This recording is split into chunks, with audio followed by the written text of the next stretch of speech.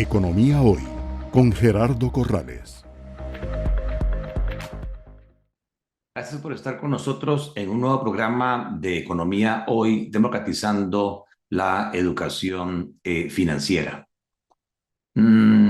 En política económica hay dos grandes vertientes: la política fiscal, que es el manejo del presupuesto, impuestos y gastos con propósitos de fomentar el crecimiento económico y con esto el bienestar colectivo. Pero también tenemos la rama de la política monetaria y cambiaria que maneja el Banco Central de Costa Rica. En el caso particular de Costa Rica, por la situación deficitaria de su presupuesto, en el sentido de que los ingresos no son suficientes para cubrir todos los gastos y tenemos un déficit financiero que se ha venido acumulando a través de deuda interna y externa. Es poco lo que el gobierno puede hacer para incentivar la actividad económica con sus herramientas de impuestos y gastos, y por eso mucho del resorte de la política económica en los últimos años ha caído en el Banco Central. Sin embargo, las presidencias y juntas directivas han tomado un enfoque de metas de inflación, conocido como inflation targeting, en donde el artículo 2 de la Ley Orgánica del Banco Central le encomienda como objetivo prioritario al Banco Central lograr la estabilidad interna y externa de la moneda nacional, así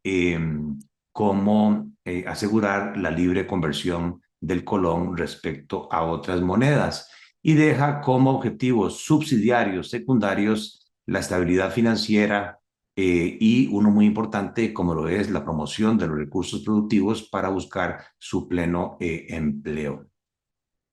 En Economía Hoy trataremos el día de hoy de hacer un repaso rápido de cuáles han sido los resultados de la política monetaria y cambiaria del Banco Central a partir del mes de junio del año pasado, cuando la nueva administración del Banco Central tomó la decisión de anunciar una serie de medidas para contener la devaluación del colón, la pérdida del valor del colón respecto al dólar. Había mucha inquietud de que el dólar, el precio del dólar iba a superar los 700 colones, y entonces el presidente del Banco Central, en una conferencia de prensa y en un comunicado posterior, anunció medidas que impactarían el mercado cambiario, como por ejemplo se tomó un préstamo de 1.100 millones de dólares con el Fondo Latinoamericano de Reservas, se subió la tasa de interés de política monetaria, se subió el encaje mínimo legal, que es el porcentaje que los bancos tienen que depositar en el Banco Central. Lo que hizo fue sacar de circulación cerca de 500 millones de dólares en colones para que la gente dejara de demandar tantos dólares, y también se actuó eh, aumentando el premio por invertir en colones para que las operadoras de pensiones dejaran de demandar dólares y sacarlos del país. Entonces, de acuerdo con esta presentación, podemos ver cómo a nivel de la tasa de interés de política monetaria, que es una tasa de referencia en donde el Banco Central quisiera que las tasas de mercado se ubicaran, o una tasa a la cual el Banco Central está dispuesto a prestarle a los bancos comerciales, tuvo un incremento significativo en un periodo relativamente corto del 0,75% al 9%. Lo anterior por cuanto es aceptado que la inflación es un fenómeno monetario, que la subida de los precios es un fenómeno monetario, y que entre más cara sea la plata, el dinero, y más se dificulte el acceso al dinero, al crédito, las familias y las empresas van a consumir menos y van a invertir menos. Y eso contrae la demanda y por lo tanto reduce los precios. A su vez, la tasa de política monetaria arrastra con un desfase en Costa Rica de transmisión a las tasas de mercado. En este caso, vean que la tasa básica pasiva ha seguido la tendencia alcista de la tasa de referencia del Banco Central, lo cual afecta a cerca de 400.000 deudores personales que tienen deudas en colones y también afecta a las familias y a las empresas para llevar a cabo actividad productiva. O sea que con conocimiento de causa, el Banco Central estaba enfocándose en controlar la inflación a costas de sacrificar el crecimiento económico, la actividad productiva y en consecuencia eventualmente el nivel de empleo. Esto ocasionó que se generara un premio por invertir en colones que hizo que tanto internamente como externamente se recibieran capitales financieros golondrina que venían a convertirse a colones para invertir a corto plazo y vean que fue tal eh, la caída del tipo de cambio, el abaratamiento del dólar, que se ha tenido una reducción desde junio del 2022 de prácticamente 150 colones menos por dólar, un 22%. No es que haya habido gran volatilidad, lo que tenemos es un mercado de una sola cola, que es lo que se ha insistido. Aquí la gente lo que cree es que el tipo de cambio del Banco Central lo está dejando caer y que lo que conviene es salir a vender dólares antes de que mañana sean más baratos. Se generó gran especulación financiera y también ha habido movimiento de mayor inversión extranjera directa, mayores ingresos de dólares por turismo, menos demanda de dólares por las operadoras de pensiones, y todo esto ha ocasionado una distorsión que prácticamente destruyó el cálculo económico, los presupuestos de las empresas y sobre todo aquellas que tienen ingresos en dólares, pero cuyos gastos son en colones. Sus flujos de caja se han visto seriamente estrechados, sus capacidades de pago se han visto reducidas y sí, este fenómeno de apreciación cambiaria ha tenido beneficios para los importadores y también ha tenido beneficio para cerca de 800.000 familias que tienen deudas en dólares sin ganar en dólares. Se abarató el dólar, pero tiene costos definitivamente para los exportadores, para el turismo y para la producción local, como veremos posteriormente. Cuando evaluamos si el Banco Central, con esta política monetaria restrictiva y esta política cambiaria de apreciación como resultante, ha sido efectivo en el control de la inflación, definitivamente. En un periodo relativamente corto se logró bajar la inflación del 12% al 2,44. Vean que incluso ya la inflación regresó al rango meta que el Banco Central quería lograr, piso 2, techo 4, una inflación del 2,44. En ese sentido, podríamos decir que la política monetaria y cambiaria han sido sumamente exitosas. Claro, aquí también contribuye el hecho de que el precio del petróleo, el precio del transporte, el precio de los alimentos a nivel mundial ha caído, especialmente el precio del petróleo con una caída del 40%, y eso ha permitido que Recope haya hecho mejores compras de los derivados del petróleo y que haya pedido a ARECEP rebajas importantes. Podría decirse que la rebaja de la inflación en Costa Rica en un 60% obedece a la caída en el precio de los derivados del petróleo. Y si hoy tomáramos la inflación del 2,44, cerca del 94% del aumento de precios en Costa Rica se sigue explicando por el aumento del precio de los alimentos, a pesar de que internacionalmente los fertilizantes, los fungicidas, los insecticidas, los químicos, el transporte ha tenido reducciones significativas. Y eso hace pensar que los costos de producción se han visto reducidos, pero que los intermediarios, los productores, no están trasladando esa rebaja todavía al mercado y por lo tanto sus márgenes han mejorado significativamente. Ahí insistentemente se ha dicho que se requiere un rol mucho más activo del Ministerio de Economía, utilizando la ley de promoción de la competencia para investigar qué es lo que está sucediendo en esos mercados, si hay estructuras oligopólicas o si hay exceso de márgenes como para estabilizar los precios. Luego vemos que a pesar de esta rebaja tan importante de la inflación, el Banco Central ha venido atrás en la reducción de las tasas de interés. Apenas la ha bajado del 9% al 7,5%. Y eso hace que aunque tengamos inflación ya en el rango meta, las altas tasas de interés están teniendo efectos recesivos y todavía hay algún premio por invertir en colones. Por eso todo el mercado está esperando que en las próximas semanas, cuando se tenga de nuevo la reunión del Banco Central, definitivamente hagan una reducción significativa de al menos 2 puntos para que estemos en una situación de expectativas de inflación más un punto porcentual, que es lo que se considera debería ser en el mediano plazo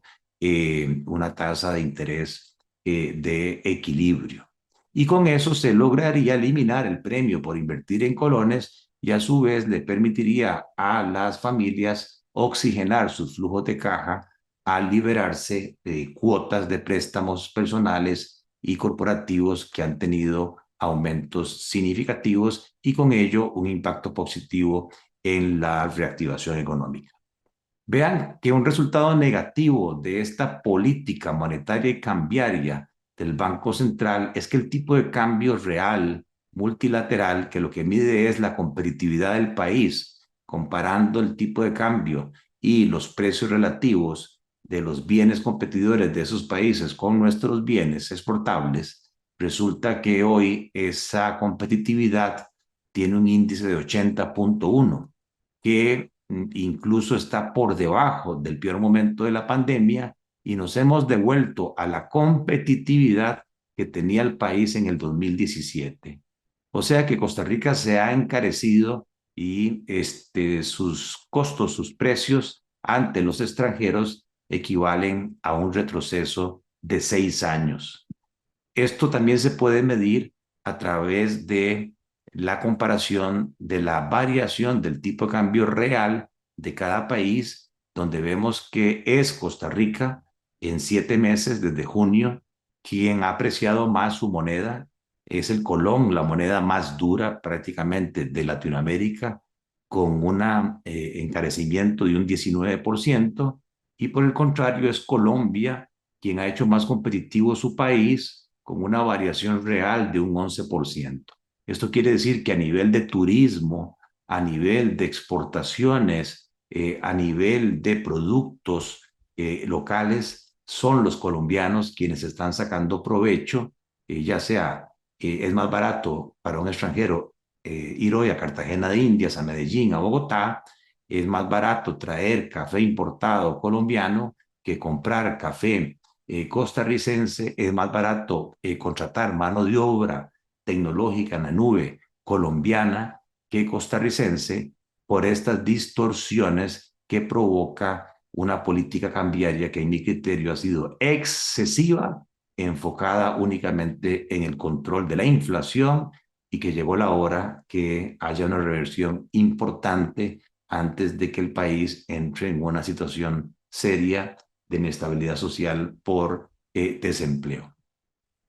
Este otro gráfico es interesante, es el premio por invertir en colones. Cuando uno tiene certificados a 6 meses en colones o en dólares, la comparación de las tasas de interés no puede ser directa, sino que a la tasa en dólares nosotros tenemos que agregarle la variación del tipo de cambio. Si yo tengo un certificado a 6 meses que me paga un 3% y hay una devaluación del colón, quiere decir que me van a dar más colones por esos dólares. Y por lo tanto, entonces la tasa equivalente de ese certificado en dólares en colones es la tasa nominal que paga el certificado más el porcentaje de devaluación. Pero si hay apreciación, lo que tenemos nosotros es que el rendimiento equivalente en dólares de ese certificado es la tasa del certificado menos la apreciación. Y entonces, si yo comparo esa tasa con lo que me pagan en colones al mismo plazo y hago la diferencia, es lo que llamamos el premio por invertir en colones. Y ese premio, con la gran apreciación del colón y la subida de tasas que hubo, fue subiendo desde abril 2022, estimulando la inversión en colones y la venta de dólares en el mercado, lo que generó la gran sobreoferta de dólares. Lo cierto es que conforme las tasas de interés empiezan a bajar y también la apreciación marginal es cada vez menor, ese premio se va reduciendo. Todavía hay un premio, un estímulo para invertir en colones. Todavía los excesos de dólares, este es el flujo neto entre las compras menos las ventas de dólares que los bancos en ventanilla le hacen al público. Vean que en enero de este año sobraron en ese mercado 600 millones de dólares, en febrero 355, en marzo casi 900 millones de dólares, en abril 778 millones y ahora en mayo 586 millones. Hay exceso de dólares en el país, casi 5 veces, 4, 3 respecto al mismo mes del año pasado. En parte sí, por la inversión extranjera, por el turismo, los capitales golondrina, eventualmente también dólares de origen dudoso. Lo cierto es que el Banco Central no ha podido demostrarnos por qué hoy el superávit de dólares promedio de junio a mayo, 525 millones de dólares mensual, supera en casi 2.5 veces el superávit que había de 209 millones en el mismo periodo del año pasado. Y claro, eso ha obligado que el Banco Central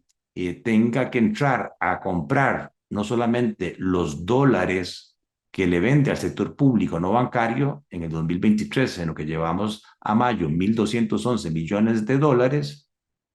sino que también ha tenido que comprar 3.055 millones para absorber la gran cantidad de dólares y a partir del 5 de mayo, a pesar de haberle dicho esta medida desde principios de año, que sacaran un programa oficial de recompra de divisas para que la gente viera que va a haber una demanda por parte del Banco Central, no lo hicieron oficial públicamente y entonces la intervención del Banco Central por estabilización, vean que ahora es positiva, porque se han comprado de 5 de mayo a hoy por parte del Banco Central 300 millones de dólares, que lo que llaman ellos operaciones de compra propias, que es cuando se pretende incrementar las reservas monetarias porque se ha cubierto ya las ventas que se le hicieron al sector público no bancario. Y mientras no haya un cambio de expectativas y haya un mercado donde los agentes económicos piensen que hay señales diferentes en cuanto a que si el tipo de cambio va a subir o va a bajar, el Banco Central nuestro va a seguir acumulando dólares con el problema de que cada vez que compra dólares inyecta colones a la economía y eso a su vez incentiva la inflación. Nos metemos en un círculo virtuoso que haría que el Banco Central tenga que absorber esa liquidez con tasas de interés, generándole un costo a la economía. Y el problema es que en la parte real, si bien es cierto, nominalmente pareciera que el país está mucho mejor, creciendo desde agosto cada vez más, 3, 4 y hasta casi 5%, la verdad es que ese crecimiento se da solamente en las zonas francas, que ya van creciendo 21.1%, donde hay 191.000 trabajadores, 70.000 en la industria de zonas francas y 120.000 en la industria de servicios o centros de servicio compartidos y centros de llamadas, pero la mayoría de la actividad económica costarricense que da empleo a 1.700.000 personas está estancada. Vean que crece cada vez menos y se estancó el régimen definitivo en 1.8%.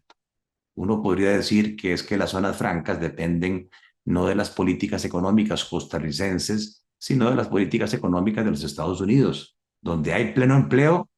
y la inflación prácticamente ya el Banco Central la tiene controlada, porque en la ley de los Estados Unidos sí está al mismo nivel el objetivo de buscar pleno empleo y controlar la inflación, no como acá, cuya única preocupación pareciera ser que es la inflación.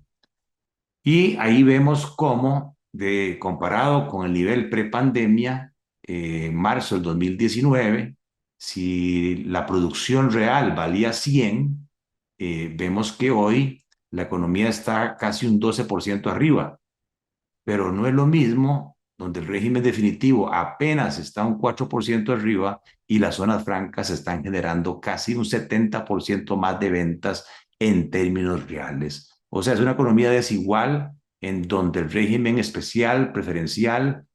crece anualmente 14% y el régimen definitivo 1.1. O sea, que la economía dinámica está creciendo 13 veces más por año que lo que crece el régimen definitivo. Y no hay políticas claras de lograr encadenamientos productivos. Más bien ahora hay una gran inquietud con toda la discusión de SIN, de Procomer, COMEX, quién se va a hacer cargo de la inversión extranjera directa. Tampoco hay políticas claras de cómo incentivar la agricultura, la industria local, la construcción local. Tanto el Congreso como el gobierno central deberían enfocarse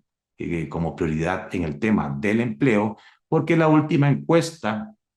continua de empleo nos sorprende a todos con una tasa de desempleo del 9.7%. Pero esto es un alegrón de burro, porque paralelamente la participación laboral, es decir, qué porcentaje de la población que puede trabajar de 15 años o más ofrece sus servicios en el mercado laboral, sea que lo ocupen o sea que está desempleado. Y lo que vemos es que hay una caída significativa. Incluso está la participación laboral hoy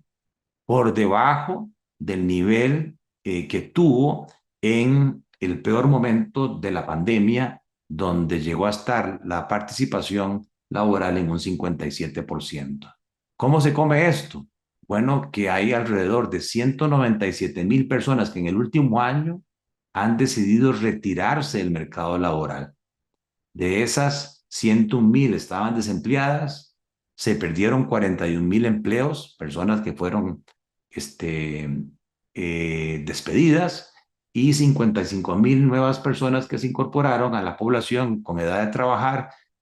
pero que se quedaron fuera del mercado laboral. ¿Cuál es exactamente la razón para que en este momento tengamos 1,832,000 personas fuera de la fuerza laboral? Ese es un dato que no existe claridad. eh, y hay 2,308,000 personas en la fuerza laboral, 2,084,000 ocupadas y 224,000 desempleados. Aquí la cifra más preocupante es esta de 1,832,000 personas y creciente en el último año 197,000, que por qué se salen del mercado laboral. O se cansaron de buscar trabajo y no lo consiguieron, o se dedican a labores de cuidado familiar, niños, adultos mayores, eh, o lo que sería más preocupante, renunciaron al mercado oficial y están siendo contratados por la ilegalidad, delincuencia, narcotráfico, otro tipo de actividades. Creo que esto da pie para que el gobierno, el Banco Central, el INEC, se metan más a profundidad a preguntarle a esta gente que está fuera de la fuerza laboral, qué es lo que está sucediendo, porque podríamos estar engañándonos de una economía que sí crece en su producción, pero cuya participación laboral y su disposición a trabajar es menor. Además, la economía la está guiando el sector de zonas francas, y si está creciendo quiere decir que ahí la mano de obra es mucho más productiva, se requiere menos trabajo, y eso hace que en el régimen definitivo, que está estancado, la gente no encuentre empleo, se desespere y que se vaya del mercado laboral o que abra sus oídos a planteamientos ilegales para llevar sustento a sus hogares. Me parece que con esto, economía hoy da un balance, sí, se ha logrado contener la inflación. Sin embargo, esa inflación todavía no le llega a todos los hogares porque los alimentos, especialmente los vegetales, tubérculos, legumbres, siguen creciendo de manera importante. Y lo que vemos es que el crecimiento de la producción es un poco iluso porque se da nada más en las zonas francas, no en el régimen definitivo. Y también hay ilusión de la caída de la tasa de desempleo porque se explica por una gran cantidad de gente que se está retirando del mercado laboral sin saber a ciencia cierta el por qué. Nos parece que es un reto interesante para el Congreso, para el Poder Ejecutivo, plantearse, dado que el problema nacional hoy es el empleo, cómo incentivar el régimen definitivo, la famosa reactivación económica, y en segundo lugar, investigar por qué las personas se están retirando del mercado laboral. Bien, con esto creo que damos una explicación interesante. Gracias por estar con nosotros en un nuevo programa de Economía Hoy, democratizando la educación financiera. Economía Hoy, democratizando la educación financiera.